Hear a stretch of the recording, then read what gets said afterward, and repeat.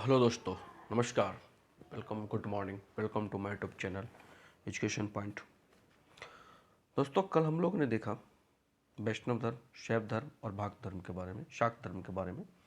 और इस धर्म से आशा नहीं, उम्मीद करता हूँ कि इस धर्म से कहीं भी किसी प्रकार का भी क्वेश्चन आए तो नहीं छूटेगा और छूटना भी नहीं चाहिए दोस्तों, बल्कि इतनी सख्ती और इतनी विश्लेषण के साथ हम लोग पढ़े हैं।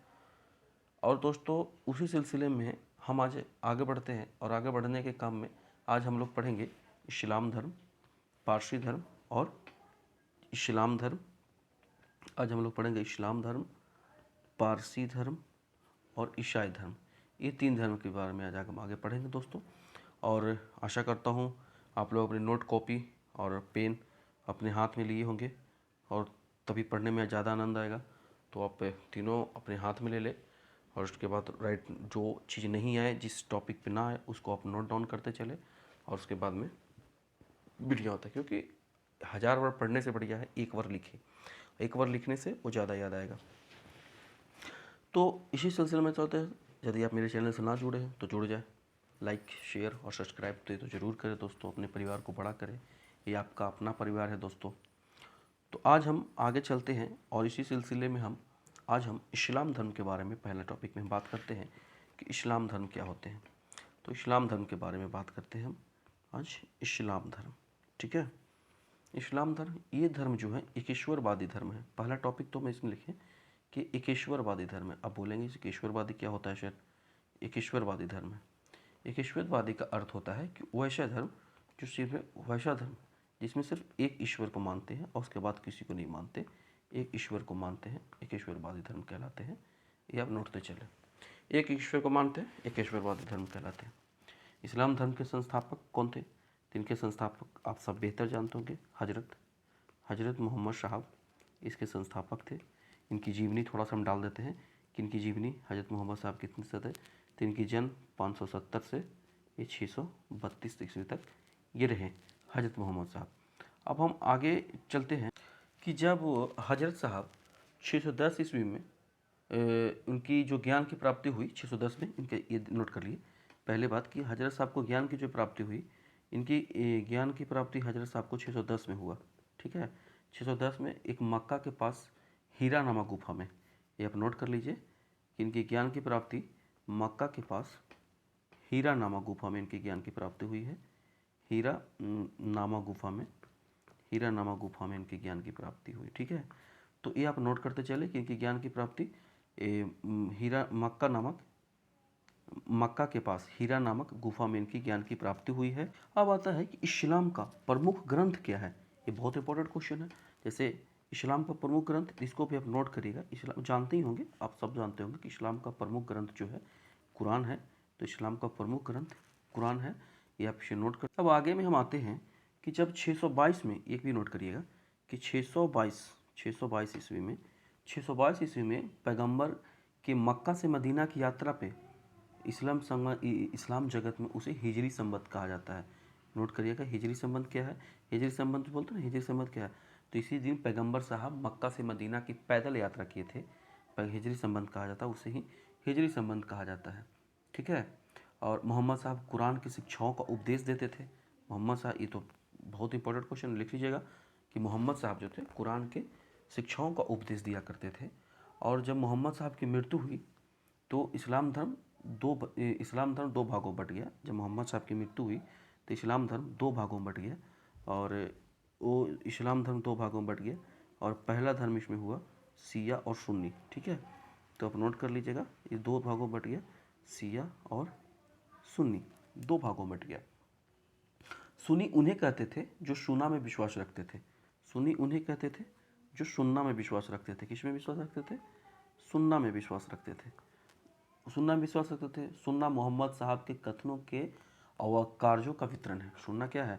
तो मोहम्मद साहब के कथनों और कार्यों का वितरण है। ठीक है।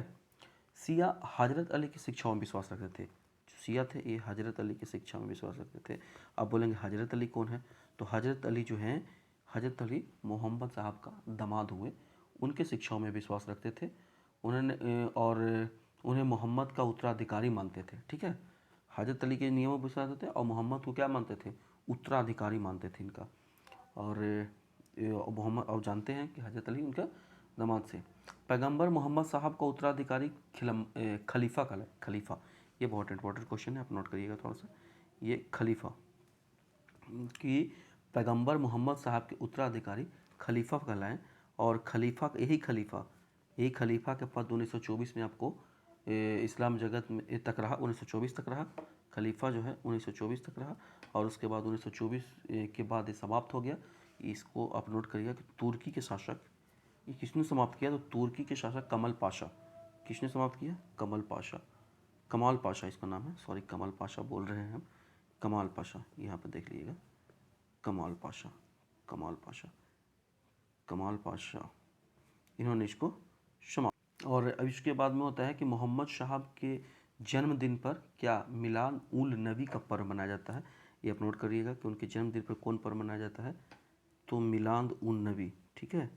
इनके जन्मदिन पर मिलाद उन नबी, मिलाद उन नबी का पर्व मनाया जाता है, ठीक है। उसके बाद याद करिएगा कि अब इस्लाम जगत का आगमन कैसे हुआ, तो इनका आगमन अरबों के जरिए हुआ था, ठीक है। इनका आगमन अरबों के जरिए हुआ, और अरबों के जरिए इनका आगमन होता है। और जब अरबों ने जब सिंध को जीत लिया, तो भारत में सबसे पहले इसी बात को इस्लाम धर्म का महत्वपूर्ण प्रचार हुआ। अब हम आगे चलते हैं, इस्लाम धर्म मेरा कंप्लीट होता है। अब हम आगे चलते हैं और आगे के सिलसिले में आते हैं ईसाई धर्म के बारे में। अभी हम यहाँ पे ईसाई धर्म के बारे में आते हैं। इसमें भी दो शब्द देख लेते हैं। ईसाई धर्म भी एक ईश्वरवादी धर्म था, ये भी एक ईश्वरवादी धर्म था, और इनमें ईसा मसीह इनका प्रमुख हुए। ईसा मसीह को परम पिता परमेश्वर कहा जाता था। ईसाई धर्म के संस्थापक ईसा मसीह को परम पिता परमेश्वर कहा जाता था, परम पिता परमेश्वर कहा जाता था। ईसा मसीह का जब जन्मदिन, ईसा मसीह के जन्म पे ईसा मसीह के जन्म को क्रिसमस मनाया जाता है।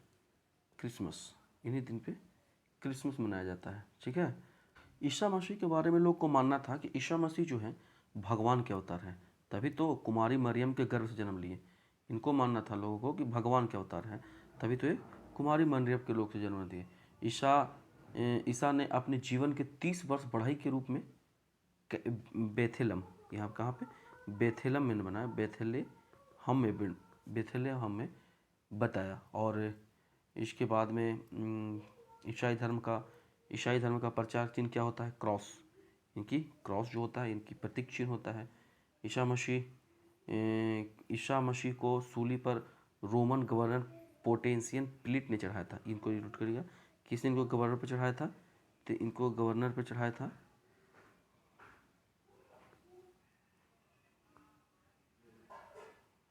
ईसा मसीह को सूली पर किसने चढ़ाया? तो ईसा मसीह को सूली पर चढ़ाया था क्या नाम है? पोटियस पिलेट गवर्नर जो था, पोटियस पिलेट गवर्नर ने इनको सूली पे चढ़ाया। तो ईसा मसीह भी हम कंप्लीट किए। अब हम आते हैं पारसी धर्म के बारे में। अब हम पारसी धर्म के बारे में थोड़ा पढ़ेंगे, हम पारसी धर्म, और इनके बारे में जानेंगे। हमने दो धर्म पढ़ा, इस्लाम धर्म और ईसा मसीह धर्म। अब हम पारसी धर्म के बारे में पढ़ेंगे। तो पारसी धर्म के पैगंबर कौन हुए? पैगंबर इनको हुए जरथुष्ट्र। नोट करते चलिएगा, जरथुष्ट्र जो ईरानी थे, इन्होंने इनकी पैगंबर हुए। इनका प्रमुख त्यौहार कौन है? नौरोजा। याद है? कुछ याद रहा है? आगे हम इसको मिडिवल में पढ़ाएंगे कि नौरोजा के पर्व को सिकंदर लोदी संबंधित कुछ है, वो भी बताएंगे हम आपको। क्वेश्चन ने बंद करवाया और स्टार्ट करवाया। तो नौरोजा, इनकी प्रमुख धर्म कौन था? निर्वेदा। इनकी ग्रंथ कौन, धार्मिक ग्रंथ कौन होता है? जिंद अविष्टा। इनकी धार्मिक ग्रंथ होता है जिंद अविष्टा, ये भी लिख दिए, धार्मिक ग्रंथ जिंद अविष्टा। इनकी धार्मिक ग्रंथ जिंद अविष्टा, नो था अविष्टा, धार्मिक ग्रंथ जिंद अविष्टा, ठीक है। इनमें एक है, पारसी धर्म में एक होता है कि जब आदमी मर जाता है तो आदमी का जो शव होता है, इस शव को ऊंचे पहाड़ों के टीलों पर रख दिया जाता है, ठीक है। ऊंचे पहाड़ों को टीलों पर रख दिया जाता है। क्यों रख दिया जाता है टीलों पर? क्योंकि वहाँ पर चील गिद्ध आदमी के शरीर को खा सके, ताकि ऐसा करने से ये होता है कि पृथ्वी पर जो जल और अग्नि की शुद्धता बची रहती है। इस धर्म का एक लोग जैसे हिंदू धर्म में जलाने का प्रथा है, इस्लाम धर्म में दफनाने का प्रथा है, और तो इस धर्म में पारसी धर्म के लोग क्या करते हैं कि अपने जो शव को होते हैं शव के टीलों पर रख देते हैं, और टीलों पर रखने के बाद उनको लोग इसलिए रखते हैं कि चील कौवा मतलब जो भी है वो भोजन कर सके, उसके काम में आ सके।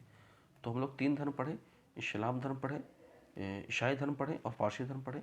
आशा करता हूँ इस धर्म को पढ़ने के बाद आप याद कर लेंगे और नोट किए होंगे आप, और नोट करने के बाद लिखते चलेंगे। बहुत ही बढ़िया धर्म है, और इससे भी क्वेश्चन 1-2 क्वेश्चन हमेशा एग्ज़ाम में आते हैं।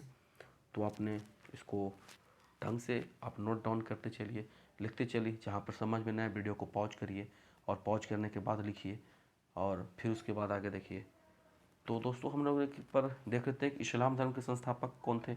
हम लोग देख लेते हैं सट से कि इस्लाम धर्म का एक बार रिवीजन की भाव से कि इस्लाम धर्म के संस्थापक आपका ये हजरत मोहम्मद साहब थे इस्लाम धर्म का। और हजरत मोहम्मद साहब, ठीक है, हजरत मोहम्मद साहब।